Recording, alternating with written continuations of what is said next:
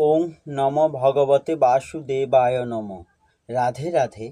গীতার মূল্যায়নের আজকের ভিডিও মানসিক শান্তি পাওয়ার আসল চাবিকাঠি।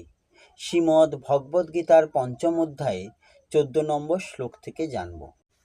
14 নম্বর শ্লোক সংস্কৃতে বলা হয়েছে, ন কর্তৃত্বং ন কর্মাণি লোকস্য সৃজতি প্রভু ন কর্ম ফল সংযোগং স্বভাবস্তু প্রবর্ততে।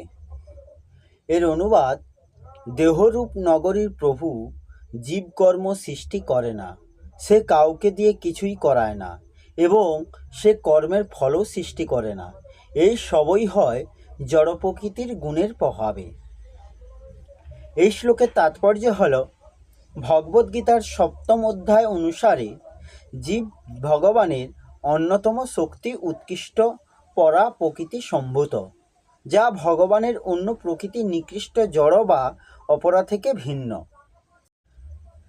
কোনো না কোনোভাবে এই উৎকৃষ্ট পরা প্রকৃতির অংশ জীবাত্মা অনাদিকাল ধরে অপরা প্রকৃতির সংসর্গে আছে। জড় বা অপরা প্রকৃতিতে তার অবস্থান স্বরূপ সে যে অস্থায়ী দেহটি সে লাভ করে, সেটি বিভিন্ন ধরনের কার্যকলাপ এবং তাদের ফলস্বরূপ প্রতিক্রিয়া সমূহের কারণ। জীবাত্মা এইভাবে বদ্ধদশায় আবদ্ধ হওয়ায় দেহাত্মবুদ্ধিতে দেহের কার্যকলাপের ফলসমূহ ভোগ করতে থাকে। জন্ম জন্মান্তরে সঞ্চিত অজ্ঞতার পরিণামে তাকে এই দেহজাত দুঃখ কষ্ট ভোগ করতে হয়। কিন্তু যে মুহূর্তে জীবাত্মা দেহাত্মবুদ্ধি পরিত্যাগ করে, সেই মুহূর্তেই সে তার কর্মফলের বন্ধন থেকে মুক্ত হয়।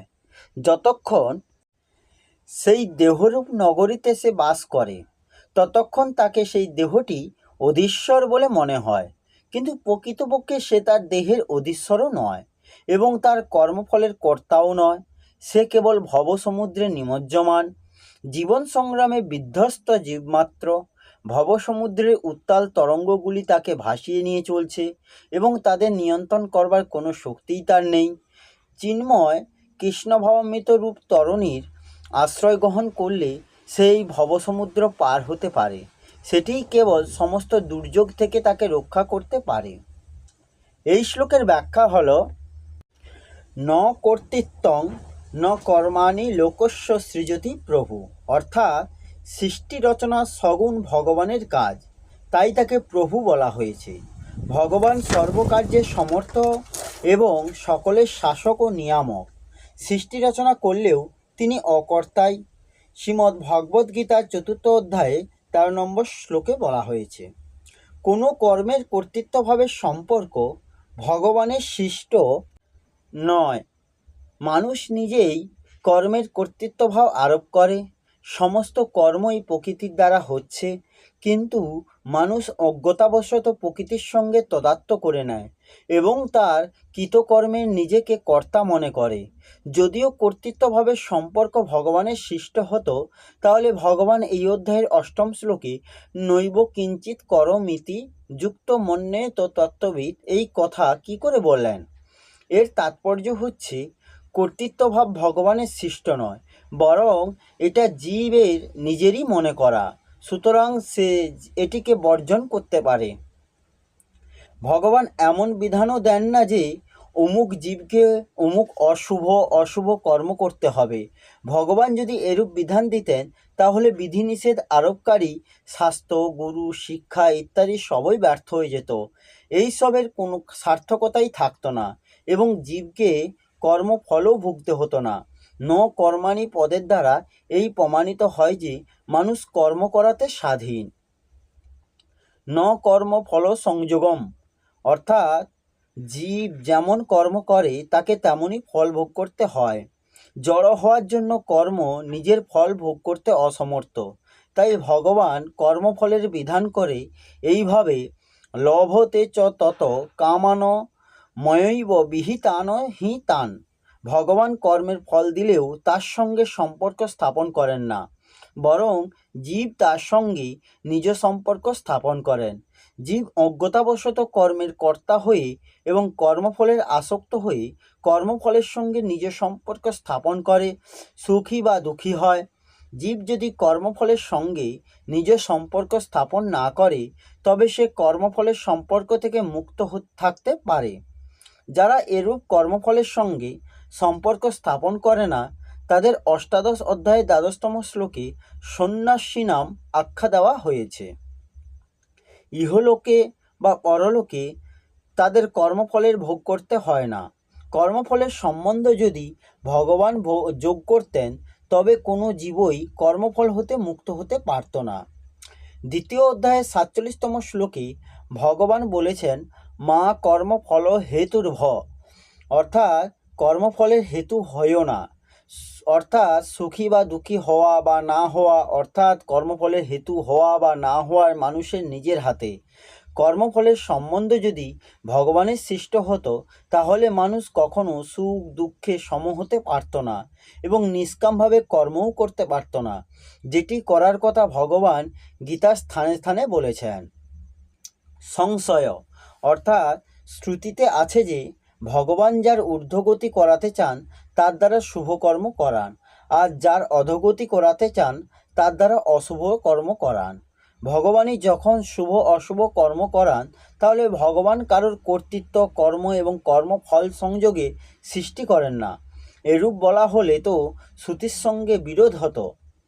সমাধান, অর্থাৎ বাস্তবে শ্রুতিতে উপরিউক্ত বক্তব্যের তাৎপর্য হল শুভাশুভ কর্ম করিয়ে মানুষের ঊর্ধ্বগতি এবং অধোগতি করাতে নয়, বরং প্রারব্ধ অনুযায়ী কর্মফল ভোগ করিয়ে তাকে শুদ্ধ করা নেওয়াতেই।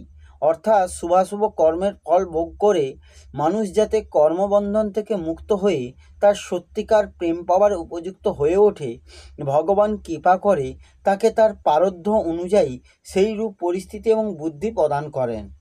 যেমন যে ব্যক্তির প্রারব্ধ অনুযায়ী অর্থপ্রাপ্তির সম্ভাবনা আছে ভগবান তাকে ব্যবসা ইত্যাদি তদানুরূপ প্রেরণা দেন, অর্থাৎ ওই সময় তার তেমনই বুদ্ধি হয়। এবং যার প্রারব্ধ অনুযায়ী ক্ষতির সম্ভাবনা থাকে তাকে ব্যবসা ইত্যাদিতে তেমনই প্রেরণা দেন। তাৎপর্য এই যে মানুষ যাতে নিজের শুভ অশুভ কর্মের ফল ভোগ করতে পারে, ভগবৎ প্রেরণাতে তার তেমনই পরিস্থিতি ও বুদ্ধিও তৈরি হয়। শ্রুতির যদি এই অর্থ গ্রহণ করা যায় যে ভগবান যার ঊর্ধ্বগতি এবং অধোগতি করাতে চান তাকে দিয়ে শুভ অশুভ কর্ম করান, তাহলে মানুষ কর্ম করার সম্পূর্ণ পরাধীন হয়ে যায় এবং শাস্ত্র, সাধু, মহাত্মা প্রভৃতির বিধিনিষেধ, গুরু শিক্ষা ইত্যাদি সমস্তই ব্যর্থ হয়ে যায়। সুতরাং এখানে শ্রুতির তাৎপর্য এই যে কর্মফল ভোগ করিয়ে মানুষকে শুদ্ধ করা। স্বভাবস্তু প্রবর্ততে, অর্থাৎ কর্তৃত্বভাব, কর্ম এবং কর্মফলের সম্বন্ধ এই তিনটি মানুষ নিজের স্বভাবের বশে করে থাকে। এখানে স্বভাব ও পদ্রী ব্যষ্টি প্রকৃতির বাচক, যেটি জীব নিজেই সৃষ্টি করেছে। স্বভাবে যতক্ষণ রাগ ও হিংসা থাকে ততক্ষণ স্বভাব শুদ্ধ হতে পারে না। যতক্ষণ স্বভাব শুদ্ধ না হয় ততক্ষণ জীব সেই স্বভাবের বশীভূত থাকে। তৃতীয় অধ্যায়ে 33তম শ্লোকে প্রকৃতিং যান্তি ভূতানি পদগুলির দ্বারা ভগবান বলেছেন যে মানুষ তার প্রকৃতি অর্থাৎ স্বভাবের বশীভূত হয়ে কর্ম করে। এই কথায় ভগবান এখানে তু স্বভাব প্রবর্ততে পদগুলির দ্বারা বলেছেন। যতক্ষণ প্রকৃতি অর্থাৎ স্বভাবের সঙ্গে জীব নিজ সম্পর্ক বজায় রাখে ততক্ষণ কর্তৃত্ব, কর্ম এবং কর্মফলের সঙ্গে সম্বন্ধ এই তিনটিতে জীবের পরাধীনতা বজায় থাকে, যেটি জীবের নিজেরই তৈরি।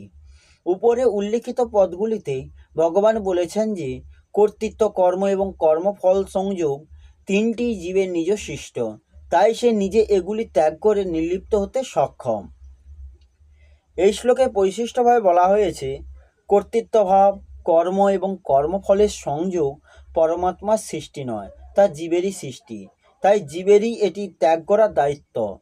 স্বভাবস্তু প্রবর্ততে, জগতের সঙ্গে সম্পর্ক ছিন্ন হওয়া প্রকৃতপক্ষে স্বাভাবিক ব্যাপার, কিন্তু অস্বাভাবিকতার মধ্যে স্বাভাবিকতা দেখার কারণে জগতের সম্পর্ক স্বাভাবিক বলে প্রতীত হয়।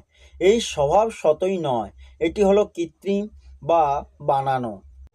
এই হলো শ্রীমদ্ ভগবদ্গীতার পঞ্চম অধ্যায়ে কর্মসন্ন্যাস যোগের 14 নম্বর শ্লোকের অনুবাদ সহ ব্যাখ্যা। আসবো পরের ভিডিওতে। রাধে রাধে, জয় শ্রীকৃষ্ণ, জয় গীতা।